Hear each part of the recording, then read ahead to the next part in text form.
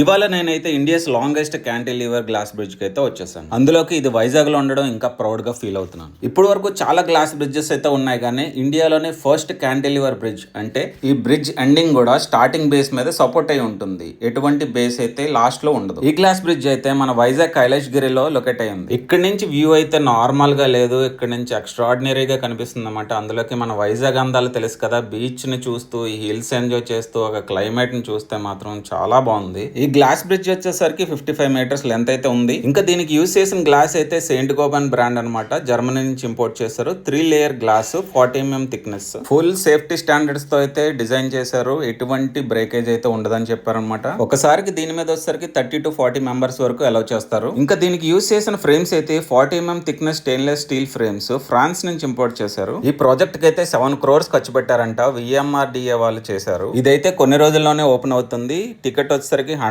నుంచి 250 వరకు అనుకుంటున్నారు అనమాట. సో మీరు ఎంత ఉంటది అని అనుకుంటున్నారు కామెంట్ చేయండి. నాకైతే దాని మీద ఉన్నంత వరకు చాలా థ్రిల్లింగ్ అనిపించింది. సో ఇప్పుడు ఈ రీల్ ని అందరికీ షేర్ చేయండి, అలాగే నెక్స్ట్ వీడియోస్ కోసం వెయిట్ చేయండి.